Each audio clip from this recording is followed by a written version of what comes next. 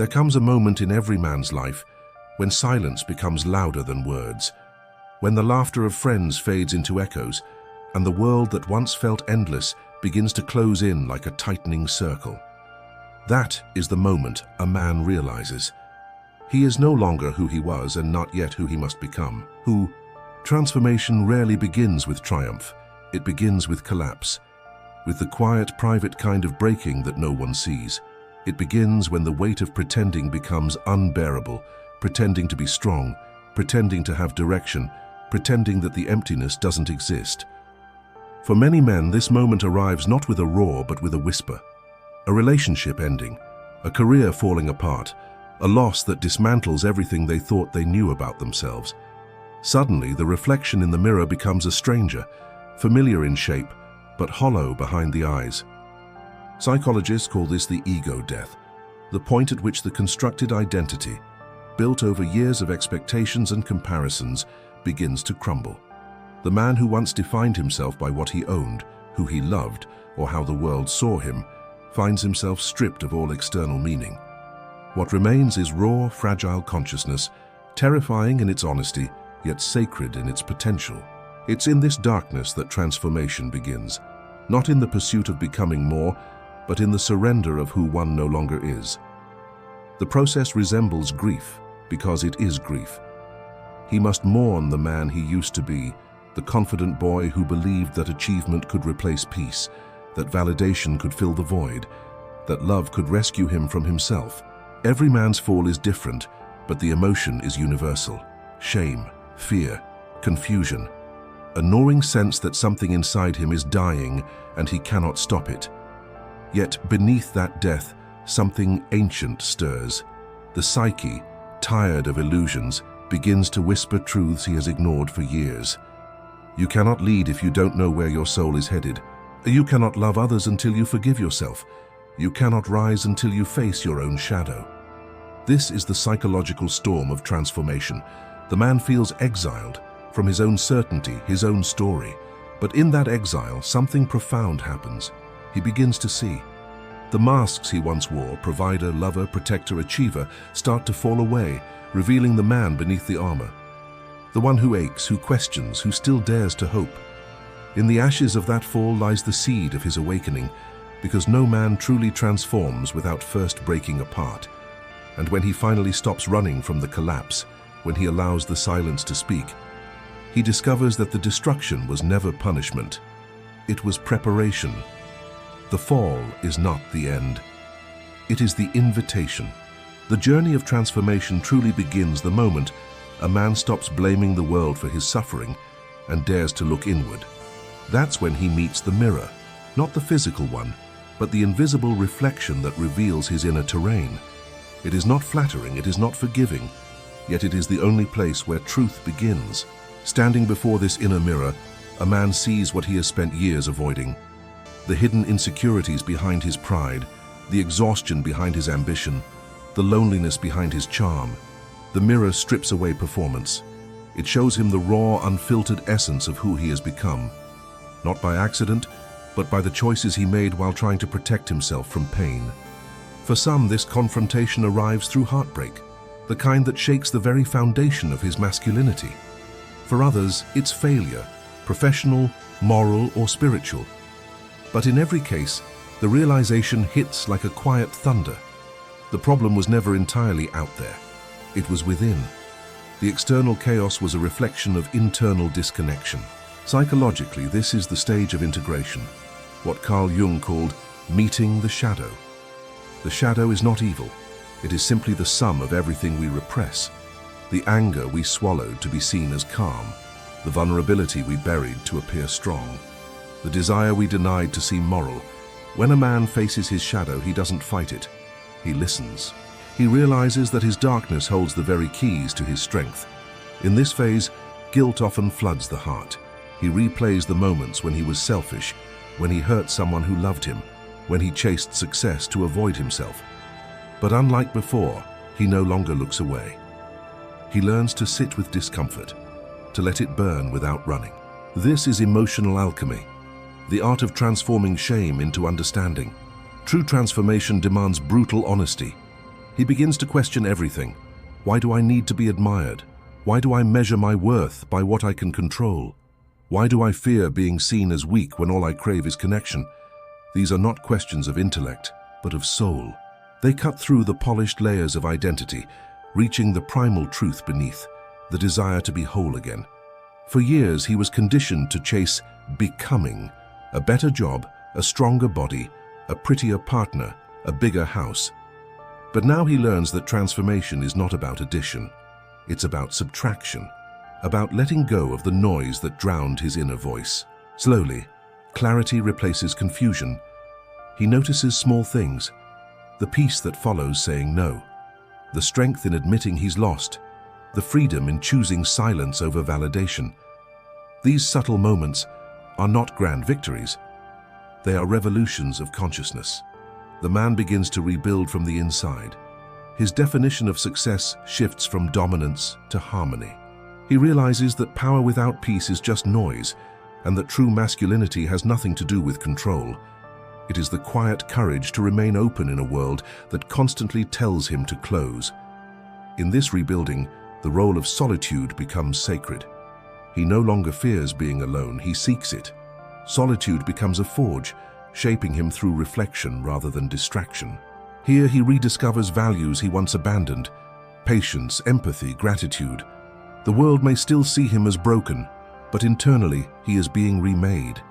He learns to feel again, deeply, without shame. The suppressed tears of decades begin to fall. They do not weaken him, they cleanse him. Every tear is an apology to himself for the years of silence. And as he evolves, his relationships transform too. He no longer seeks a partner to complete him, but one who reflects his wholeness. He stops competing with other men because he no longer defines himself through comparison. He speaks with fewer words, but with more truth. He acts with less urgency, but with greater purpose. The man in the mirror now begins to resemble someone new, not the hero he once imagined, but something purer, a human being at peace with imperfection. Yet, transformation is never linear.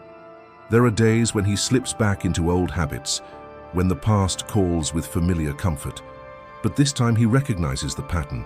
He no longer sees relapse as failure, but as part of the cycle. Every fall is a reminder of what he's outgrown. He learns to parent his inner child, to give that neglected boy the love he never received.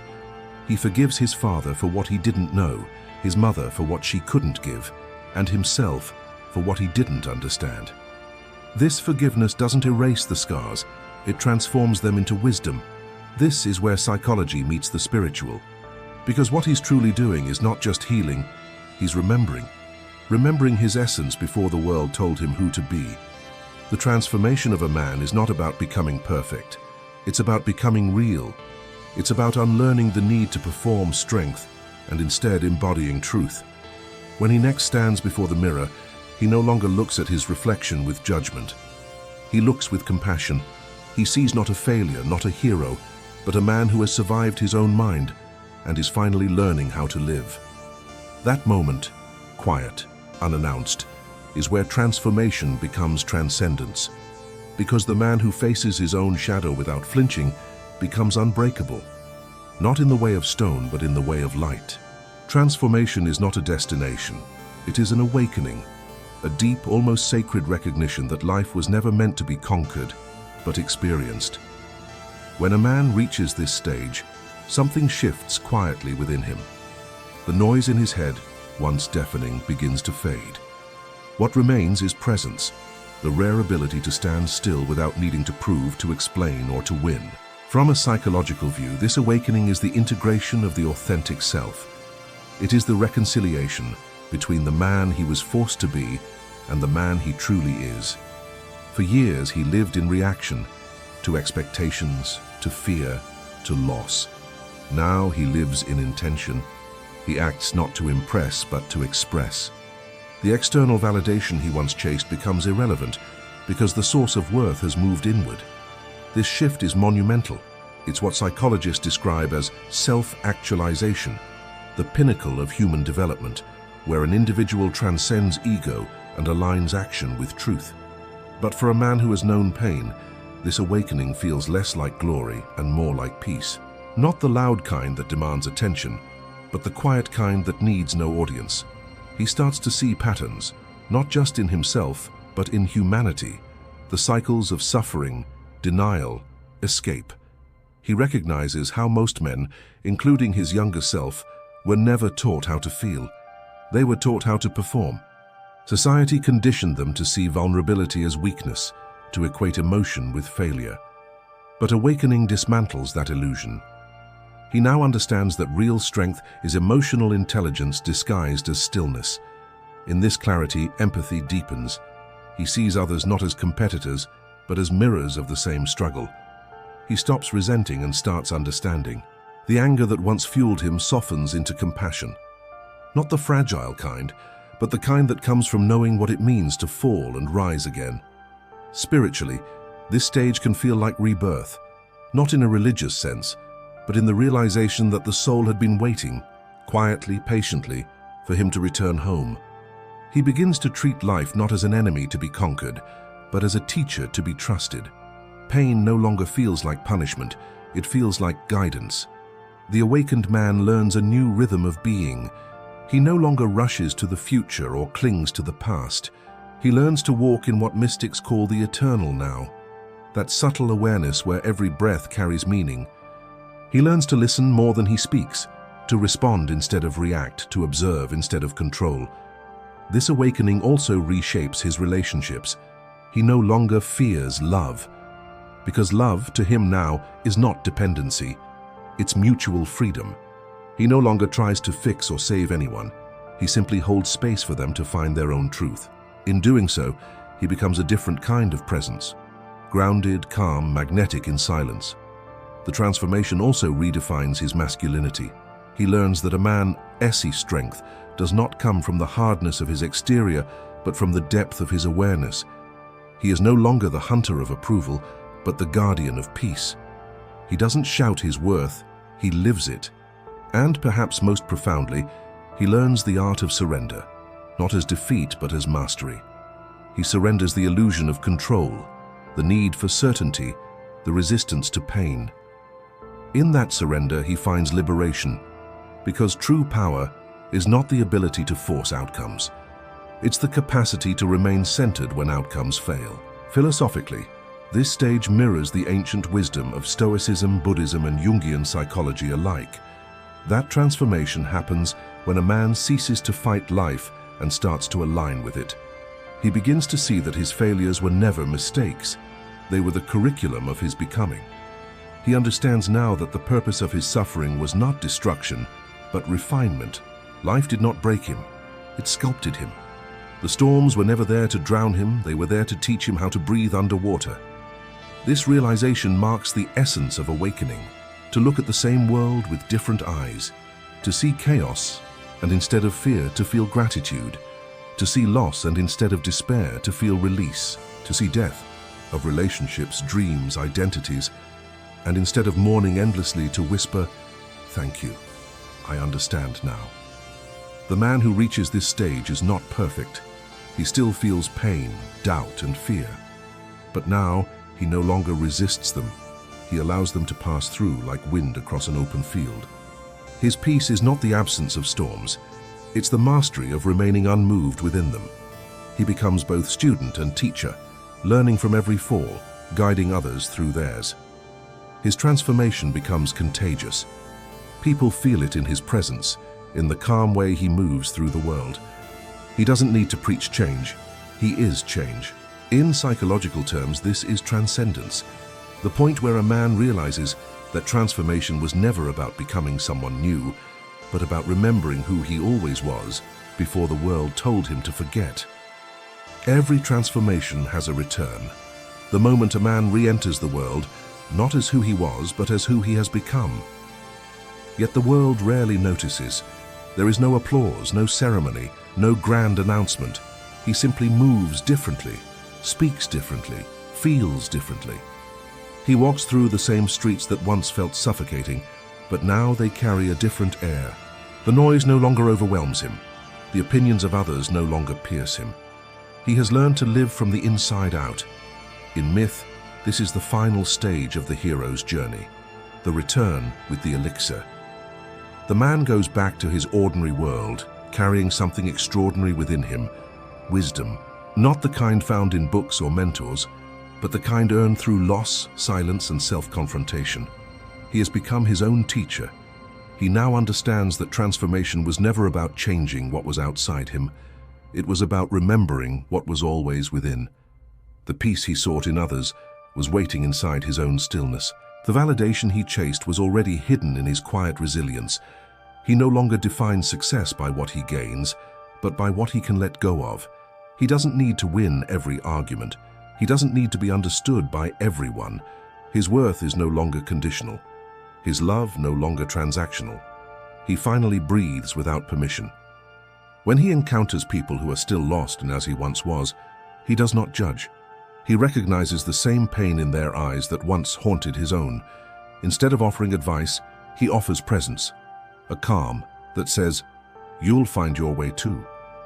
And that perhaps is the greatest mark of a transformed man. He no longer seeks to escape the world. He seeks to serve it, quietly, authentically, without attachment to outcome. He plants seeds of peace in places that once triggered his anger. He gives where he once demanded. He listens where he once spoke too quickly. In psychological terms, he has reached integration and transcendence, but in human terms, he has reached humility. Because transformation is not a crown to wear, it's a responsibility. The responsibility to live with awareness, to act with intention, and to love without fear. He now knows that the path never truly ends. Transformation is not a single event, but a lifelong dialogue with the soul. The mirror will return again, in new forms, new challenges, new heartbreaks, but now he's not afraid of it. He welcomes it, because he understands the secret that only the transformed know, that everything he once thought was breaking him was actually building him. And when he stands alone at night and under a sky too vast to comprehend, he no longer feels small, he feels part of something eternal.